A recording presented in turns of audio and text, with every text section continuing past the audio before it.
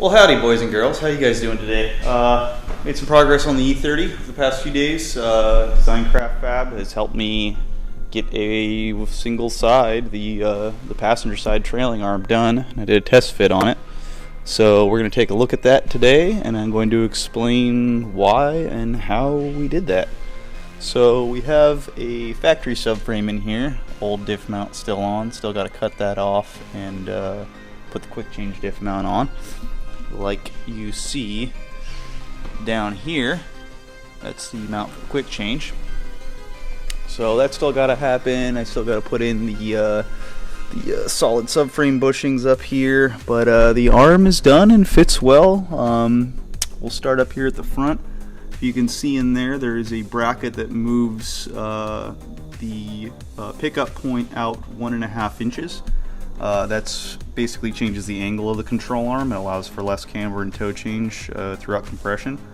My idea at first was to move this point forward 3/4 inches and move that point back 3/4 inches, which would achieve the same thing. But the way that Gary came up to design this, it bolts onto a factory subframe with no modification necessary. So I think that's the best way to do this because we are going to be selling this.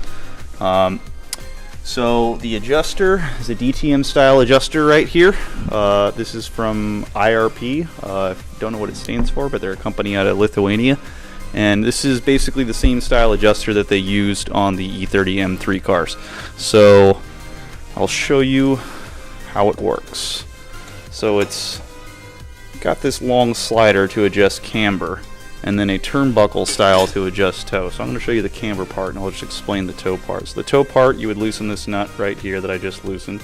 You would also loosen this top nut right here, and then you would turn the turnbuckle here in the center, and that will adjust toe for you. Let's get a bit of a light on here.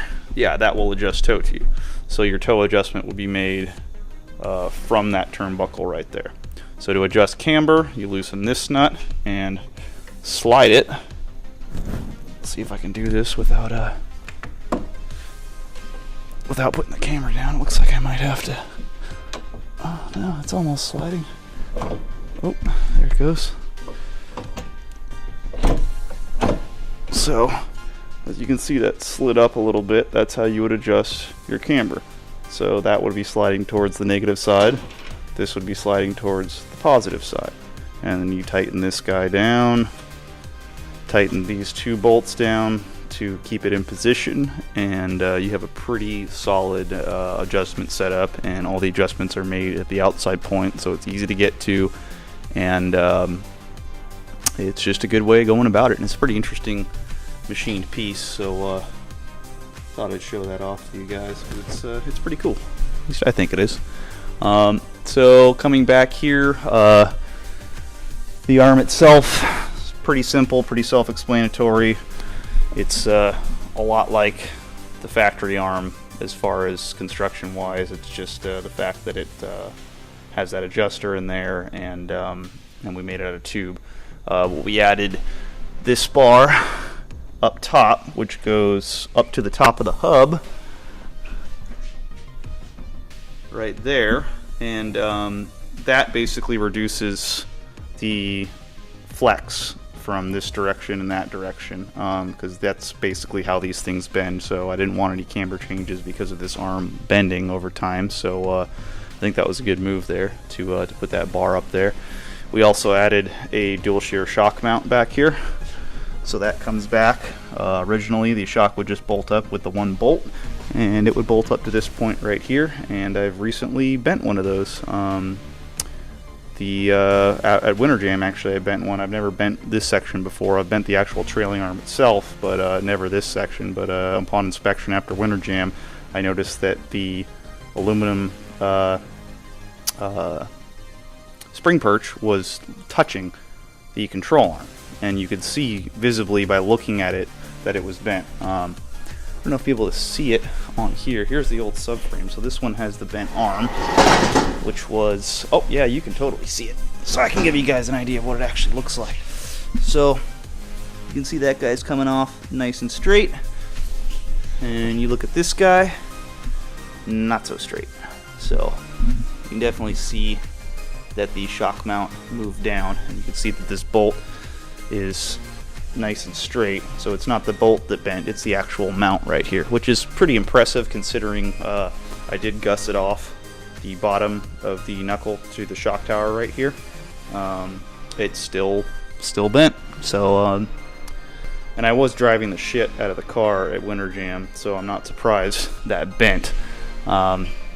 So that's basically what I got on my list right now. This upper bracket also, we need to do a slight redesign on it. It's going to be hard to see, but I want to show you guys this. So we had a clearance issue here. I don't know if you can see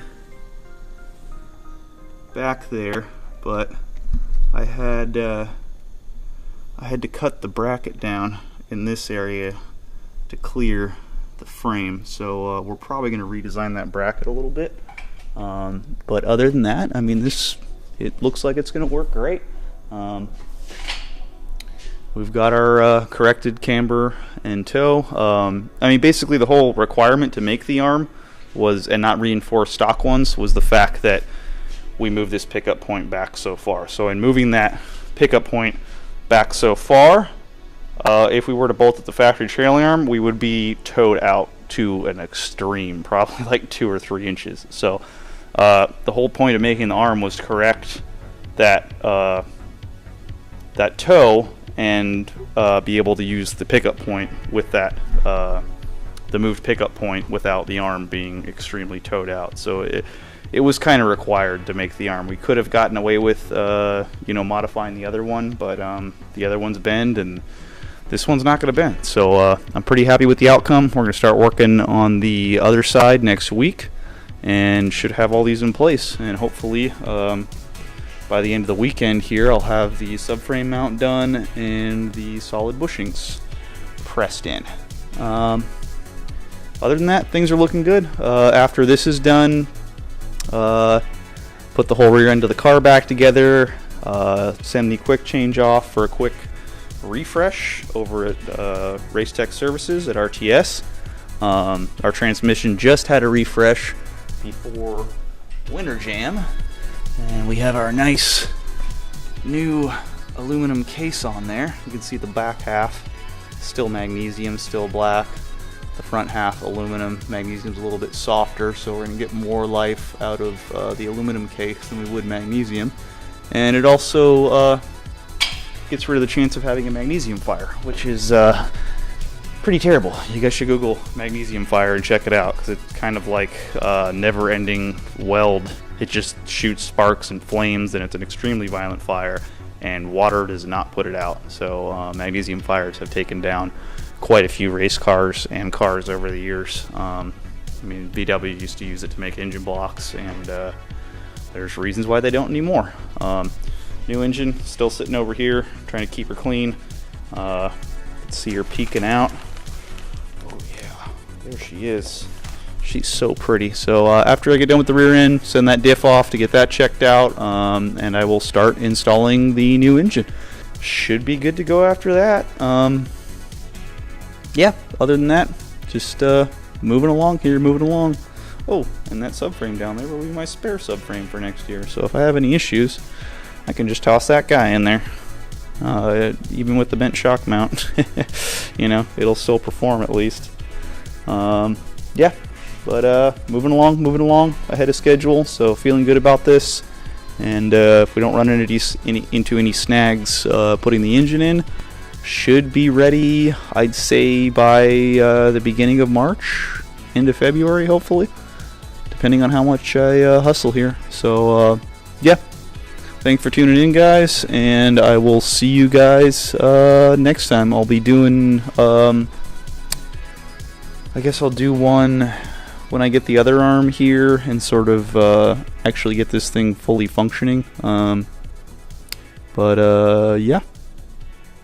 All right. You guys have a good one. All right. So we're here at the shop. Worked on my new website for the past couple days. Got that up and going. And we're shooting my t-shirts so I can sell them off the website. And my roommate Brian is here, and Mariah is here, and we're shooting stuff. Chilling, music. Bryant, what are you doing? Shooting. Why is there a naked girl in my shop? Because we're doing your line. My line of professional clothing? Yeah. Awesome.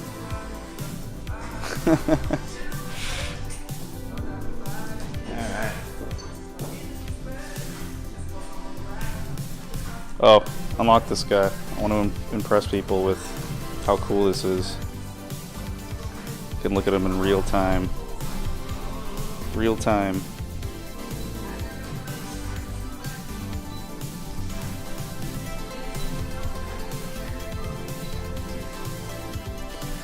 Alright, so yeah, website's up. I kind of recorded that video of us shooting the t-shirts a few weeks ago.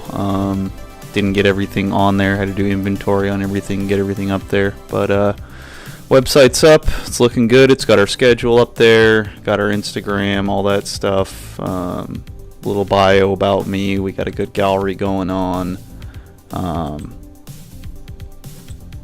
Yeah, it's pretty simple.